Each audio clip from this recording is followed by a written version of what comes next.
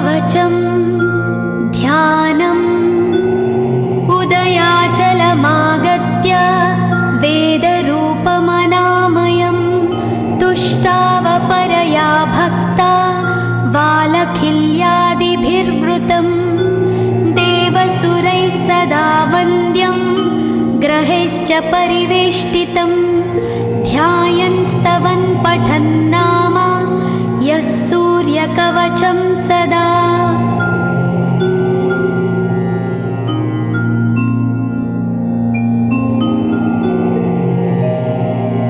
कवचं गृणिः पातु शिरोदेशं सूर्यः पालं च पातु मे आदित्यो लोचने पातु श्रुतिपातः प्रभाकरः घ्राणं पातु सदा भानु अर्कपातु तथा।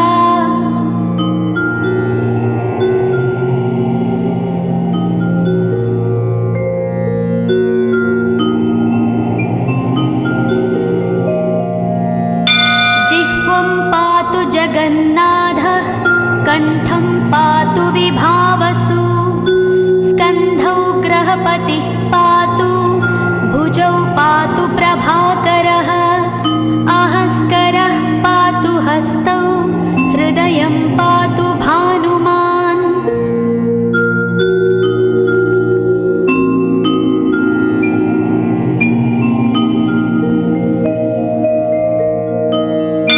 मध्यं च पातु सप्ताश्वो नाभिं पातु नभोमणिः द्वादशात्मा कटिं पातु सविता पातु सक्तिनी ऊरू पातु सुरश्रेष्ठो जानुनी पातु भास्करः जङ्घे पातु च मार्ताण्डो गुल्फौ पातु त्विषाम्पतिः।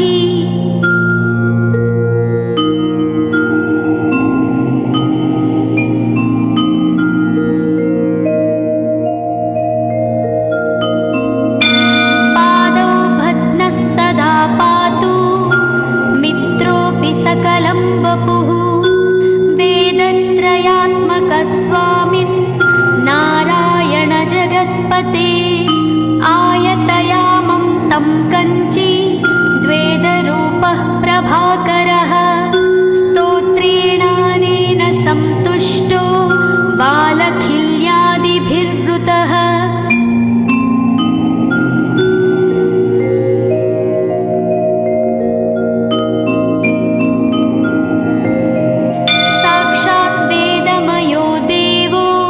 रथारूढः समागतः तं दृष्ट्या सहस्तोत्थाय दण्डवत् प्रणमन् भुवि कृताञ्जलिपुटो भूत्वा सूर्यस्याग्रे स्तुवत्तदा वेदमूर्तिः महाभागो ज्ञानदृष्टिर्विचार्य च ब्रह्मणा स्थापितं पूर्वं यथा यमाविवर्जितम्।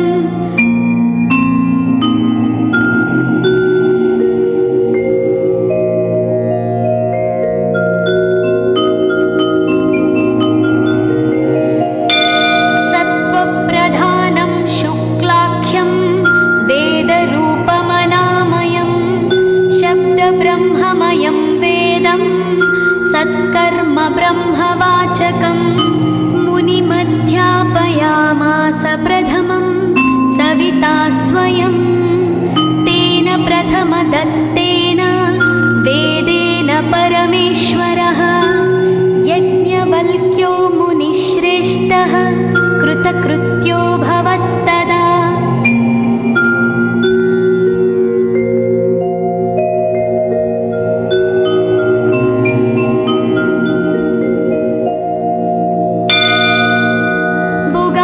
सकलान् वेदान् ज्ञातवान् सूर्यसन्निधौ इदं स्तोत्रं महापुण्यं पवित्रं पापनाशनं यः पठेच्छृणुयात्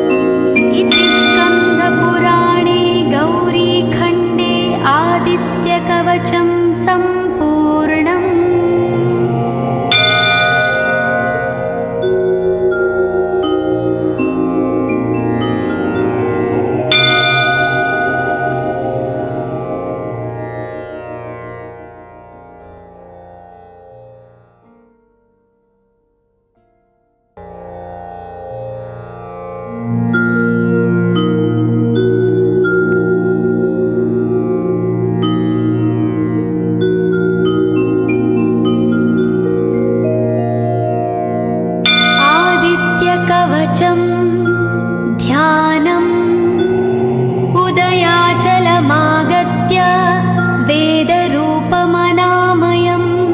तुष्टावपरया भक्ता वालखिल्यादिभिर्वृतं देवसुरैः सदा वन्द्यं ग्रहैश्च परिवेष्टितं ध्यायन् स्तवन् पठन् नाम यः सूर्यकवचं सदा।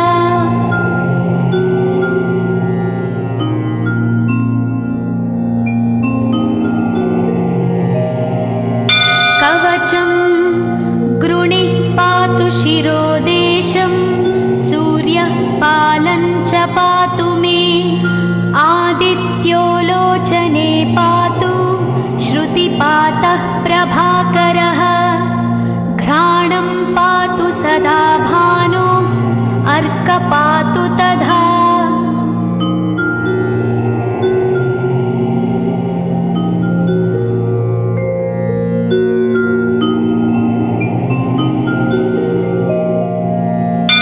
जिह्वं पातु जगन्नाथः कण्ठं पातु विभावसु स्कन्धौ ग्रहपतिः पातु भुजौ पातु प्रभाकरः अहस्करः पातु हस्तौ हृदयं पातु भानुमान्।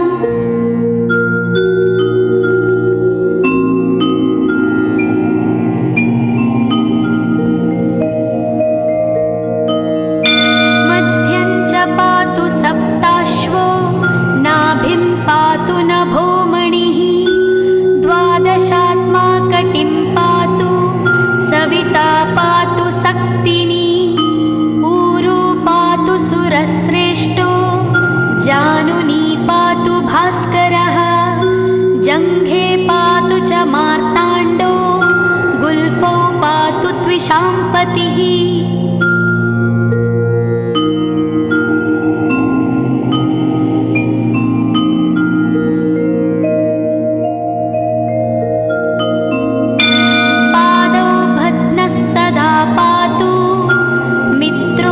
सकलं वपुः वेदत्रयात्मकस्वामिन् नारायण जगत्पते आयतयामं तं कञ्ची द्वेदरूपः प्रभाकरः स्तोत्रेणानेन सन्तुष्टो वालखिल्यादिभिर्वृतः।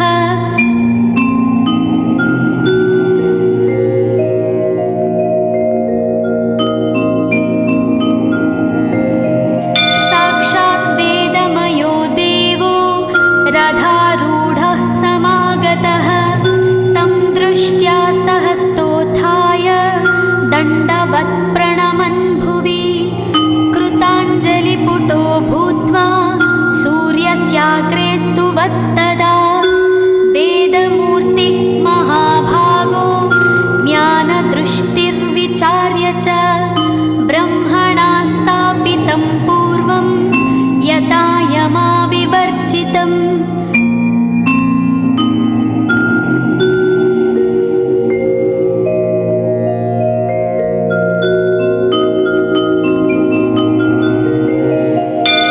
सत्त्वप्रधानं शुक्लाख्यं वेदरूपमनामयं शब्दब्रह्ममयं वेदं सत्कर्म ब्रह्मवाचकम् मुनिमध्यापयामास प्रथमं सविता स्वयं तेन प्रथमदत्तेन वेदेन परमेश्वरः यज्ञवल्क्यो मुनिश्रेष्ठः कृतकृत्यो भवत्तदा।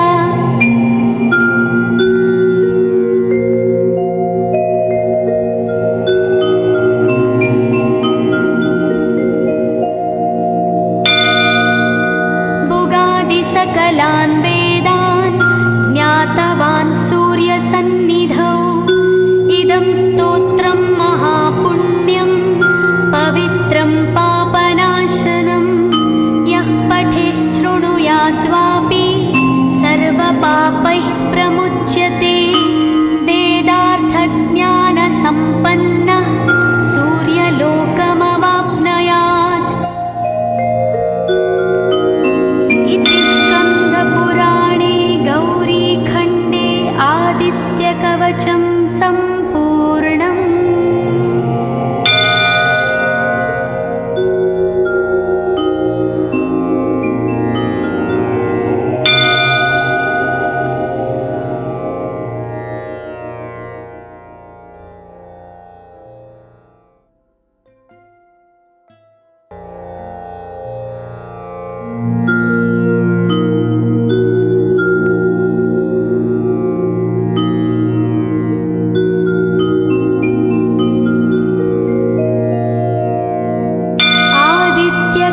कवचं ध्यानम् उदयाचलमागत्य वेदरूपमनामयं तुष्टावपरया भक्ता वालखिल्यादिभिर्वृतं देवसुरैः सदा वन्द्यं ग्रहैश्च परिवेष्टितं ध्यायन् स्तवन् पठन् नाम यः सूर्यकवचं सदा।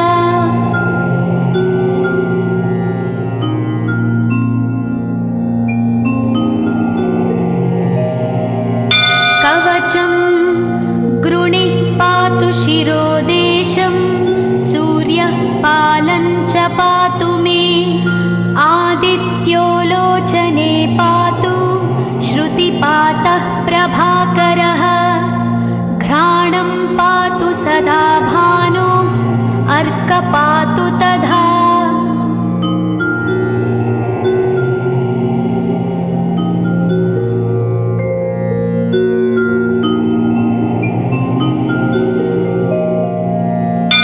जिह्वं पातु जगन्नाथः कण्ठं पातु विभावसु स्कन्धौ ग्रहपतिः पातु भुजौ पातु प्रभाकरः अहस्करः पातु हस्तौ हृदयं पातु भानुमान्।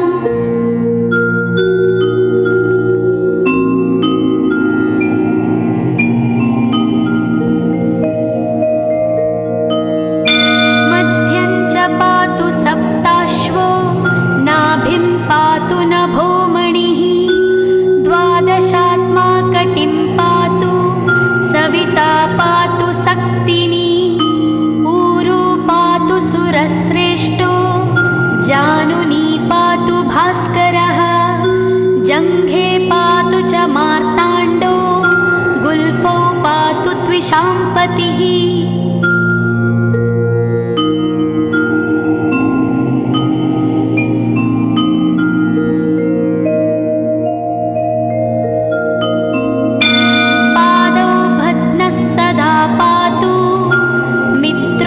सकलं वपुः वेदत्रयात्मकस्वामिन् नारायण जगत्पते आयतयामं तं कञ्ची द्वेदरूपः प्रभाकरः स्तोत्रेणानेन सन्तुष्टो वालखिल्यादिभिर्वृतः।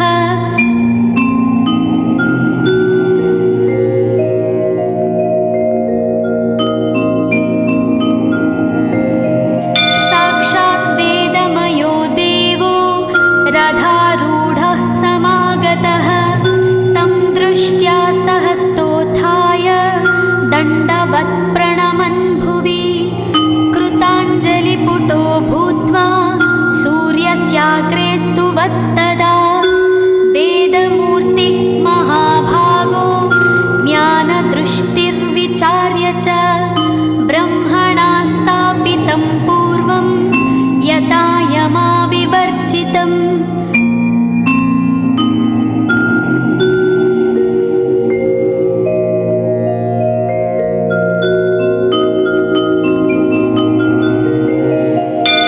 सत्त्वप्रधानं शुक्लाख्यं वेदरूपमनामयं शब्दब्रह्ममयं वेदं सत्कर्म ब्रह्मवाचकं मुनिमध्यापयामास प्रथमं सविता स्वयं तेन प्रथमदत्तेन वेदेन परमेश्वरः यज्ञवल्क्यो मुनिश्रेष्ठः कृतकृत्यो भवत्तदा।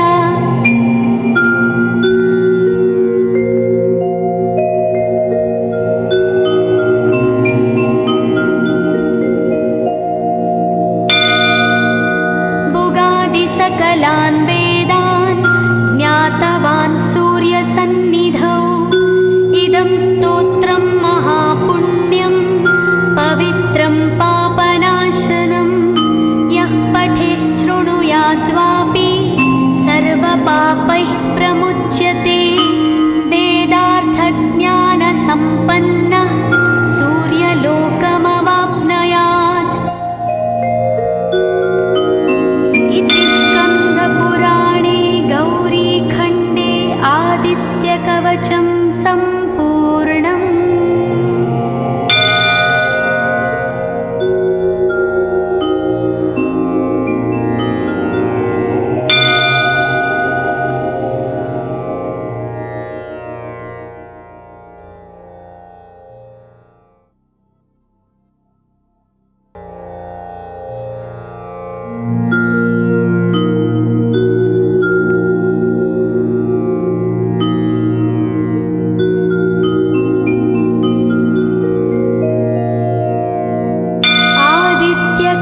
कवचं ध्यानम् उदयाचलमागत्य वेदरूपमनामयं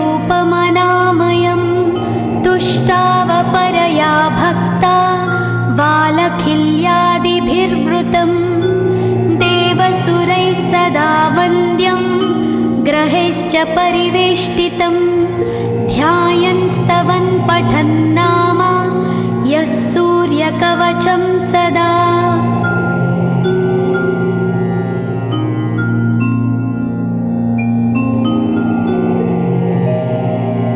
कवचं गृणिः पातु शिरोदेशं सूर्यः पालं च पातु मे आदित्यो लोचने पातु श्रुतिपातः प्रभाकरः घ्राणं पातु सदा भानो अर्कपातु तथा।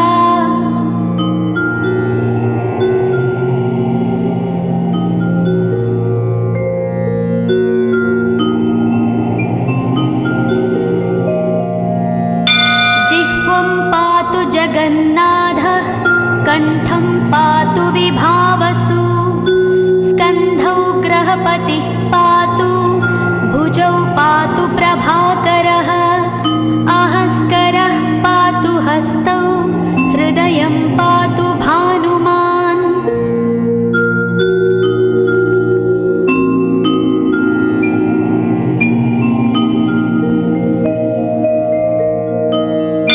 मध्यं च पातु सप्ताश्वो नाभिं पातु नभोमणिः द्वादशात्मा कटिं पातु सविता पातु सक्तिनी ऊरू पातु सुरश्रेष्ठो जानुनी पातु भास्करः जङ्घे पातु च मार्ताण्डो गुल्फौ पातु त्विषाम्पतिः।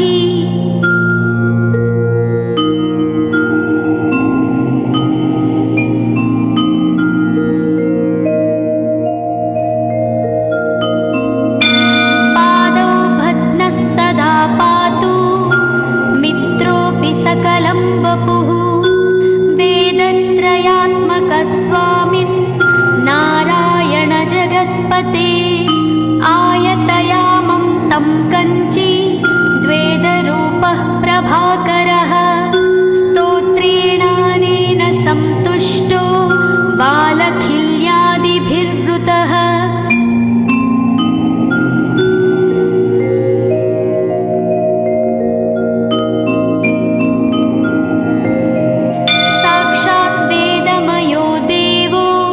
रथारूढः समागतः तं दृष्ट्या सहस्तोत्थाय दण्डवत् प्रणमन् भुवि कृताञ्जलिपुटो भूत्वा सूर्यस्याग्रे स्तुवत्तदा वेदमूर्तिः महाभागो ज्ञानदृष्टिर्विचार्य च ब्रह्मणा स्थापितं पूर्वं यथा यमाविवर्जितम्।